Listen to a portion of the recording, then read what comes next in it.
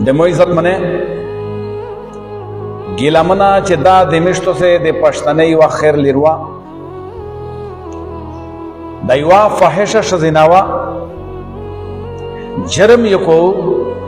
فحشی غریانی پلاو کولا او په دغه جرم شه دون نه چکما د دنیا نه لوړه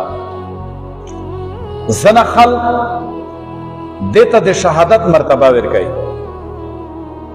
ورا شهادت داسه سوکا چکما دو سوکا مقام نه د چار چاته ملاوي یو د الله قانون دا او یو د مشیت تا قانون دا دا بھائی چې په دنیا شه جرم کوي د جرم سره لوټ شه تبانو وبوسه نو د الله څنګه وته چې کومه د سزاوار وي او یو د چې کومه د مشیت تا چې به خوش شي به د سله کسونه چې کومه د قتل یا مفکړه دا ډېر زنکار سړی او شذنا به چې کومه د مفکړې دي فیغفر لمن یشاء ويعذب من یشاء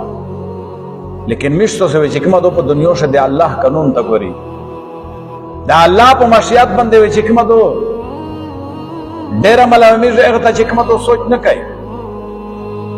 ځکه چې د الله خوښه دو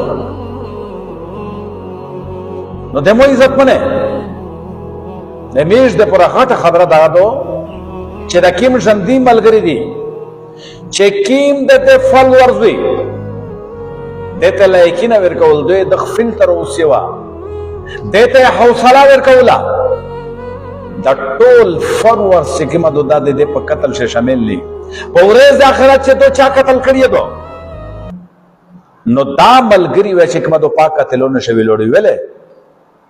چې کچره دی دامره ترجیح د شته تنو ورکولا دته لایکینه چې کومه دو ورکولا د دې حوصله افضایه نکولا به داش زنا په عزت شه د مشته ته پښتنه خیر لروا د پرده ول شدوا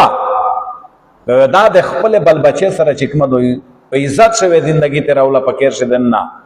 د بل بچي تربیت وکولا د خون خدمت وکولا لیکن دغه ملګری چې کیم د فل ورزي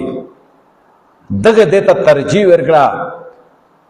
ویل چې دې د وجنه دته چکمه دو په ټیک ټاک او په فیسبوک باندې تنخوا ملاوي دلا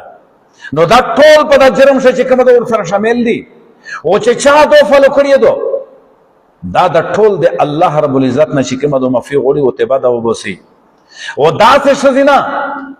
چې د فلټر غولي دی یا دا شوق ته چې میرا چکمه دو ټیک ټاک او فیسبوک ته لوړ شي دا نه منفحشي او غریانی چکمه دو دا نظام کو دا د تبا وبسي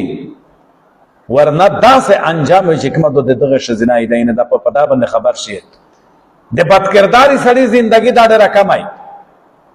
نو ته به سره وبوسي